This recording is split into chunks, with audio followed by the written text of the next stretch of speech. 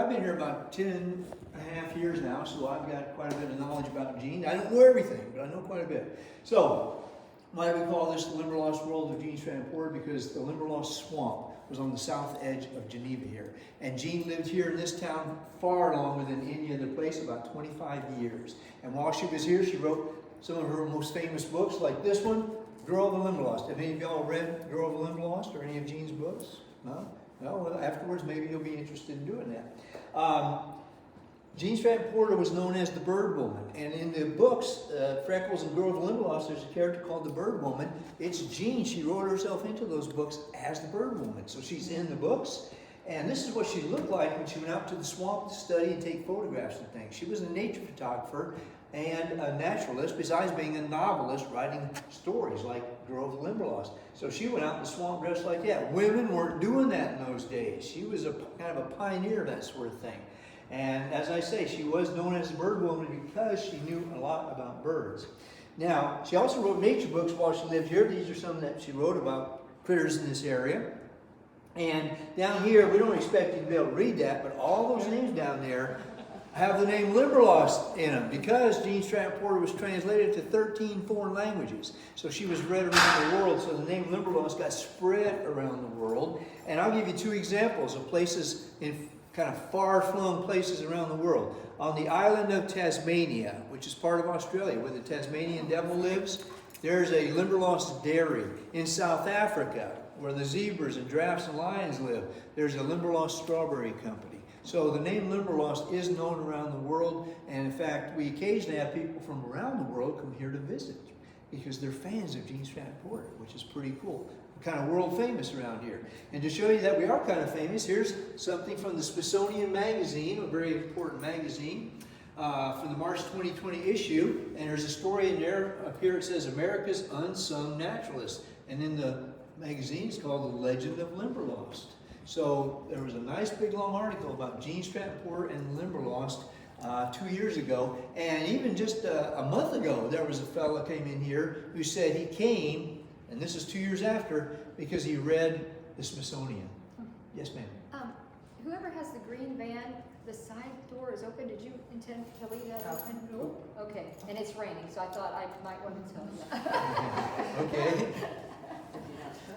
All right, well, he takes care of that situation. Here's a picture right here. I want y'all to notice this picture, see? There's a big, giant sycamore tree out in one of our nature preserves called Rainbow Bottom. And if you look closely at this picture, there's a skinny old naturalist guy standing on that tree. Who do you think that might be? That skinny old naturalist. Hey, here I am. I'm a skinny old naturalist standing right in front of you. So that's me. I got my picture in the Smithsonian Magazine there, which is pretty cool. It's like one of the best things that ever happened to me, right? Yeah. And this is even more exciting than me standing on a tree. This is an article from 1999 where the author of the Harry Potter books, you know, J.K. Rowling. Any of y'all like the Harry Potter books? Yeah, I see heads shaking there, right? Well, she was saying that when she was a kid, one of her 5 favorite books was A Girl of the Limberlost by Gene Stratton Porter. She says it was magnificent.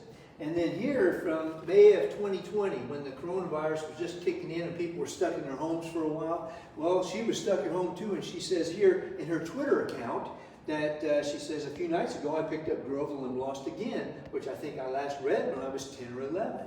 And she said it's extraordinary writing, and she said I want to see the Limberlost when I can travel again. So she asked, does anybody live there who could tell me about it? And a woman just north of us in Bern, she tweeted back and said, I live 10 minutes north of it. The trails are a bit damp since it's spring, but the house she wrote includes a fantastic tour. So J.K. Rowling tweets back, thank you for this. You can visit her house. I'm definitely going, definitely, all caps, definitely going. Now we're still waiting, but we're hopeful that J.K. Rowling will come because she said she's definitely going. And I'm sure she wouldn't lie about that, right? All right, y'all come around this side of the big blackboard, and I'll tell you about the Limberlost Swamp. Don't lose that money.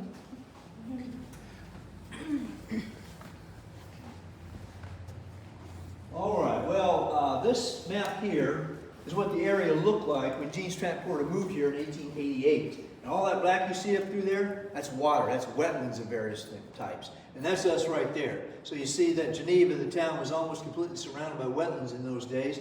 Marsh to the southwest, swamp to the south of town, and to the east is the floodplain of the Wabash River called Rainbow Bottom. That's where that picture was taken of me standing on that sycamore tree. Now, the entire 25 years that Gene lived here, those wetlands were being destroyed for progress, for development.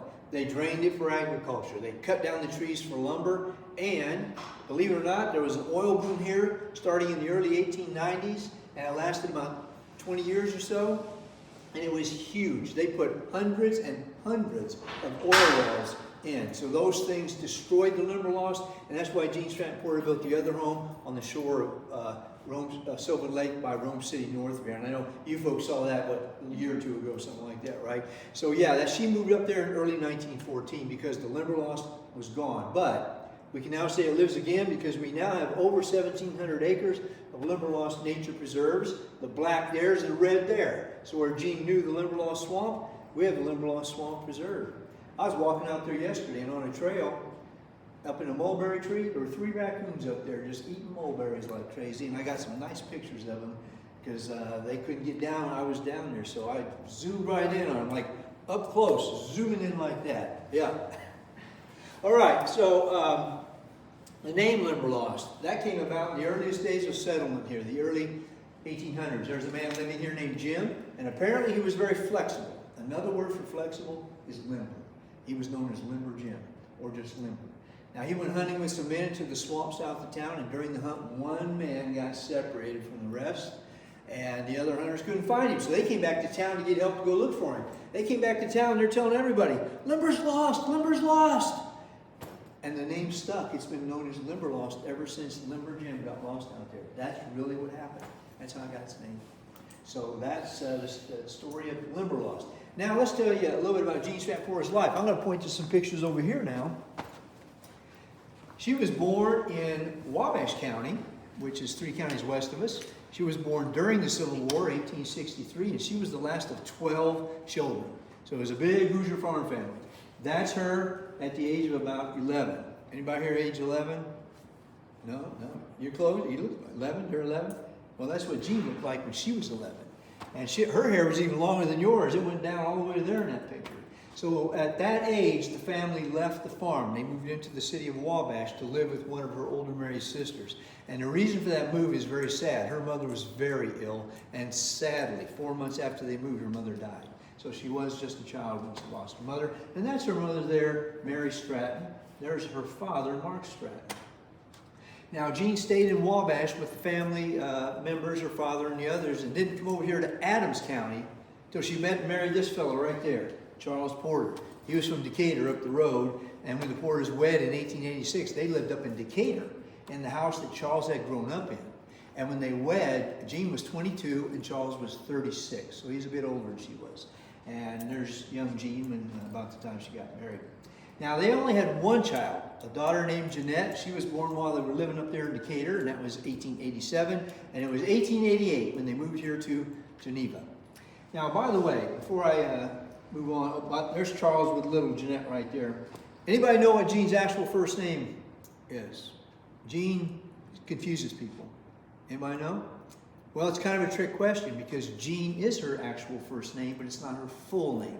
Her full name was Geneva, Geneva. In 1888, Geneva moved to Geneva, and it's pure coincidence. There is no connection.